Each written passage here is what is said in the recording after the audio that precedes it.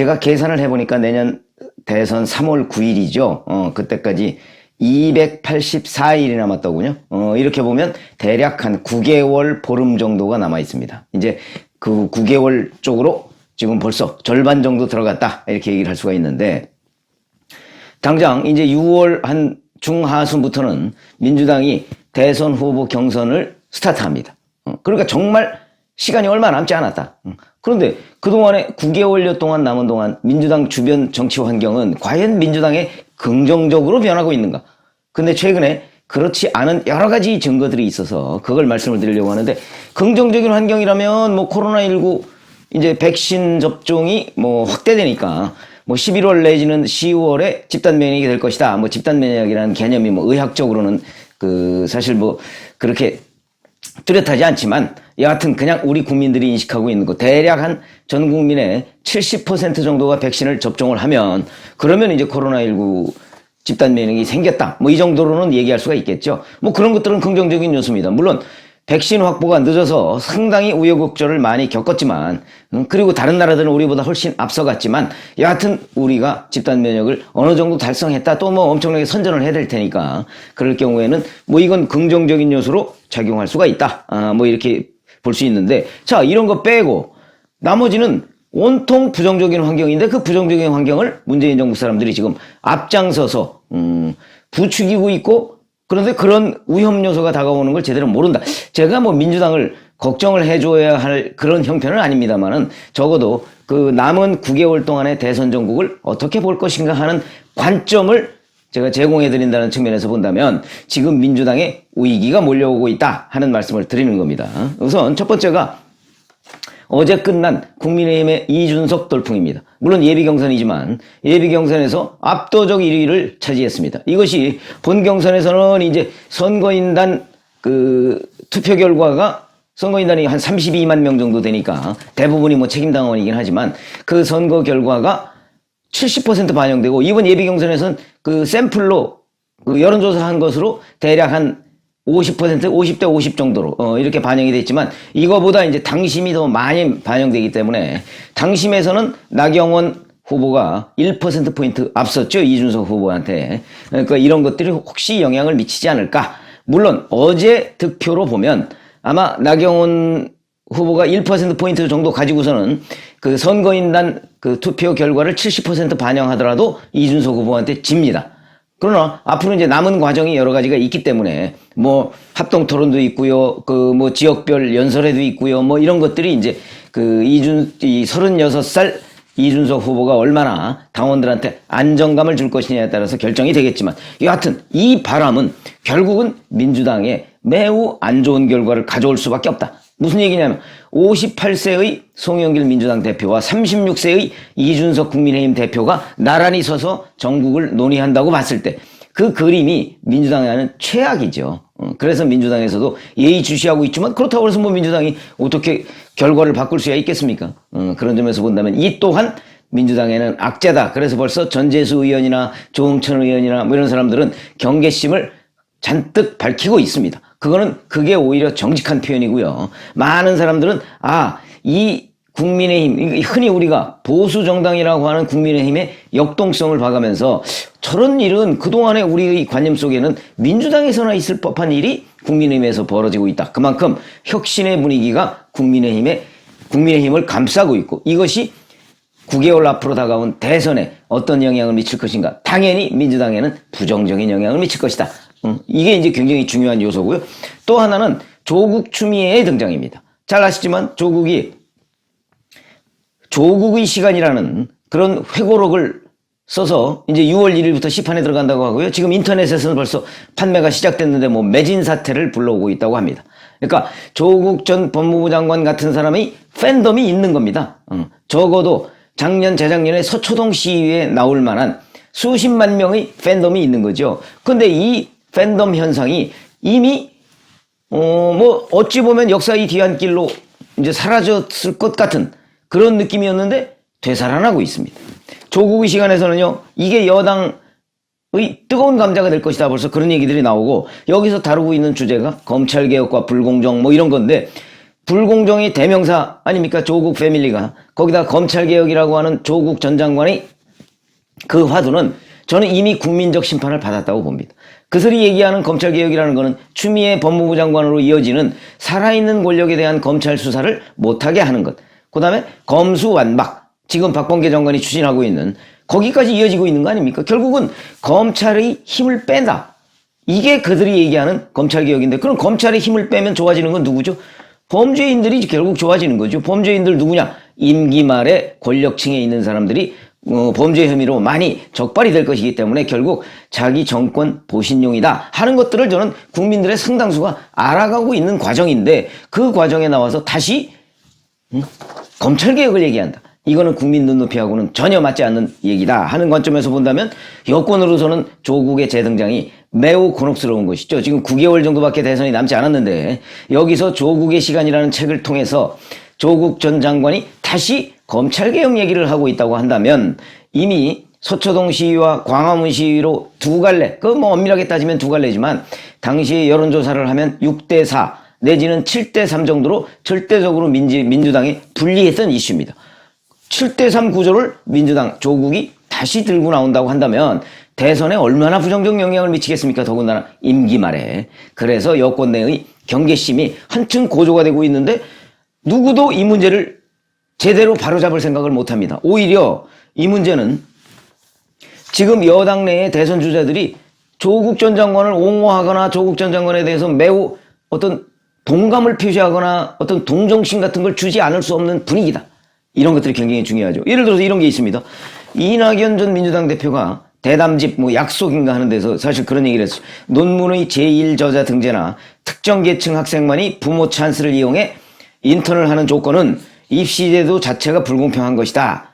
이렇게 얘기를 했습니다. 근데 이후에 조국 전 장관이 조국의 시간이라는 회고록을 썼다 하는 내용이 나오고 기자들이 질문을 하니까 어제까지만 해도 이렇게 얘기했습니다. 그 대담집 내용은 조국 사태를 염두에 둔 거냐? 이렇게 물으니까 네 이렇게 얘기했습니다. 그러더니 어제 오후에 들어서 갑자기 바뀌었습니다. 뭐로 바뀌었냐? 이명박 정부가 도입한 입시제도를 비판한 거지 조국 전 장관을 비판한 게 아니다. 입시제도를 그 여러 가지 스펙 같은 것도 충분히 감안해서 그 대학생을 선발하도록 한 제도가 잘못된 겁니까? 아니면 뭐 인턴 확인서 같은 걸 위조해서 그 제도를 거의 공개적으로 공격한 게 잘못된 겁니까? 이낙연 전 대표도 그런 거 정도는 알 사람이죠. 그런데도 불구하고 친문들의 눈치, 조국의 눈치를 보지 않을 수 없는 당내 분위기로 돌아가고 있다.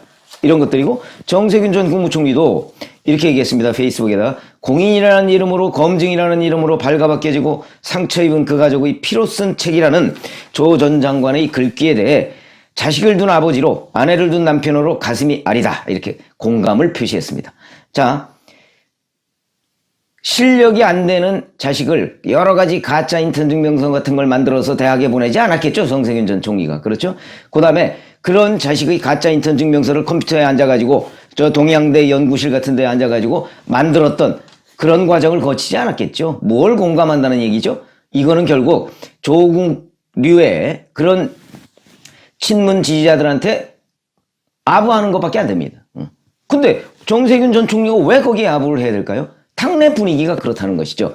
이것이 굉장히 중요한 것이고 여기에 또 하나의 약자가 있습니다. 추미애 전 법무부 장관이 대선판에 뛰어든다. 6월 달에 뭐 선언한다 이런 얘기가 있는데 당장 이 조국 부분에 관해서 조국의 시련은 개인사가 아니다. 촛불로 세운 나라의 촛불개혁의 시작인 검찰개혁이 결코 중단돼서는 안 된다는 것을 일깨우는 촛불 시민의 개혁사다. 이렇게 해서 조국 전 장관 쪽에 또 힘을 실어줬습니다.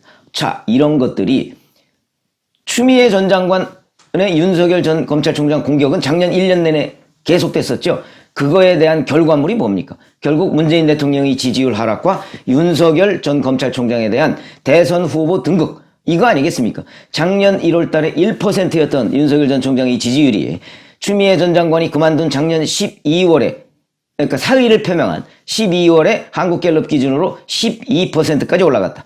매달 1%씩 올라가는데 추미애 전 장관이 가장 큰 기여를 했다는 것은 이미 전 국민이 아는 팩트가 됐습니다. 그런데도 불구하고 다시 등장해서 검찰개혁 운운하면서 윤석열 전 검찰총장을 저격한다. 이거는 이미 저는 국민들한테 심판이 끝났다고 보고요. 자, 또 하나는 바로 이제 월성 원전 1호기 경제성 조작 뭐 이 부분에 관해서 감사를 한 최재형 감사원장에 대해서 서울중앙지검 공공수사 일부가 보복 수사에 들어갔다. 이런 보도가 지금 나오고 있습니다. 이거는 결국은 임기 말 어떤 그 역대 정부도 그랬었죠. 임기 말에 사정정국에 돌입하는 그런 신호탄 아니냐. 그런데 문제는 이거에 대한 정당성이 과연 있느냐. 국민들은 최재형 감사원장에 대한 검찰의 수사, 그것도 이성윤 서울중앙지검장 체제 하에 서울중앙지검 공공수사 1부, 그 1부장이요 이성윤 라인이라고 합니다. 이성윤 라인의 핵심 중에서도 핵심이라고 하는데 그 라인이 최재형 감사원장을, 그것도 현직 감사원장을 감사 결과에 대해서 수사한다, 지금 이렇게 얘기가 나오고 있는데 이것이 과연 국민들로부터 얼마나 공감을 받을 것이냐. 일각에서는 이제 최재형 감사원장 드디어 한 2% 정도 그 국민 지지율이 나왔습니다. 이거를 한 10% 이상으로 끌어올리려는 작업인가? 뭐 이런 비아냥이 나올 정도로 지금 이것은 국민적 일종의 반감에 부딪힐 가능성이 굉장히 많다는 점에서 본다면 이런 것들이 결국 민주당에 얼마나 큰 악재가 될 것인가. 이거는 민심과 역행하는 구조다. 거기다가 박범계 현 법무부 장관이 지금 하고 있는 그 형사부의 직접 수사, 뭐 총장 장관 승인제, 그다음에 뭐 친정권 검사 전진 배치, 그거는 이제 곧 지금 예고편이 시작이 됐고요. 그러면서 뭐 인사적체 얘기를 하니까 조상철 서울고검장이 사의 표명을 했습니다. 그래서 이제 고검장 대폭 물갈이를 통해서 친정권 검사들을 전진 배치하고 지금 살아있는 권력을 수사하고 있는 그 중앙지검과 일부 지검의 형사부, 아마 그 부장들을 대폭 물갈이 하려고 하는 것 아닌가. 만약 그렇게 될 경우에 또다시 검사들의 반발은 물론이고 이에 대한 국민들의 그 비판도 고조될 것이다. 대선 9개월 앞두고. 그럼 이걸 전체적으로 본다면 저는 4월 7일 그 서울시장, 부산시장 보궐선거, 이 보궐선거가 결국은 민주당 출신 단체장의 성추행 문제 때문에 불거진 거 아니겠습니까? 그럼에도 불구하고 당원을 바꿔서 원래는 당원상 후보를 내지 않도록 돼 있는데 그걸 바꿔서 후보를 내고 거기다가 적반하장격으로 이런저런 네거티브 전략을 쓰고 이러면서 밀어붙였다가 결국 양쪽에서 다 대참패를 한 그 직전의 상황으로 돌아가고 있는 것 아니냐. 4.7 보궐선거 직전의 상황이 자기들 책임이 많이 불거져 있었고 그 다음에 온갖 문제에 관한 불공정, 뭐 적반하장, 뭐 이런 것들이 계속해서 국민들 눈살을 찌푸리게 했는데 자, 이 부분에 관한 아무런 개선이나 약속이 없이 지금 4월 7일 보궐선거 이후에 거의 이제 2달이 다 지나가고 있습니다. 근데 그 사이에 민주당은 친문 또는 범친문 뭐 이런 사람들이 당 지도부를 다시 장악하고요. 그런데 반면에 오히려 4.7 보궐선거에서 대승한 국민의힘에서 청년을 내세워서 지금 바람을 일으키고 있는 이 상황이 앞으로 9개월 앞두고 있는 대선에 어떤 영향을 미칠 것이냐. 더군다나 이렇게 공정, 뭐 이런 정의, 뭐 이런 걸 무너뜨린 이 정부 사람들에 대항해서 윤석열 전 검찰총장은 공정과 정의 상식, 이걸 브랜드로 해서 대선에 도전하려고 하고 있거든요. 이 또한 어찌 보면 윤석열의 홈그라운드. 왜냐하면 검찰 수사라든가 아니면 공정, 정의, 상식이라는 헌법 정신 뭐 이런 것들은요 윤석열 전 검찰총장이 늘 강조해왔던 것이고 그 부분에 관해서 아마 굳이 본인이 다른 공부를 안 하더라도 아마 이런 정도의 토론은 굉장히 자신이 있을 것입니다. 그럼 결국 민주당이 윤석열 전 총장의 홈그라운드에 들어가서 싸우는 격이 될 것이다. 근데 그 환경을 지금 만들어가고 있다. 근데 본인들만 모르고 점점 더 그 늪으로 빠져들어가고 있는 것을 봐서 이건 틀림없이 민주당의 위기다. 이렇게 진단을 할 수 있고요.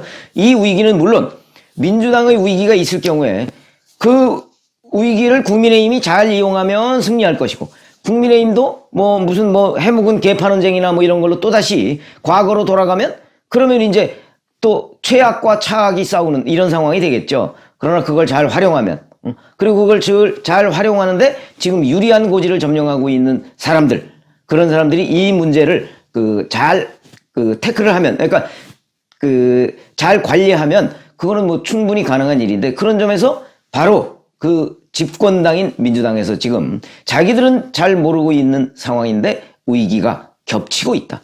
이런 말씀을 드립니다. 감사합니다.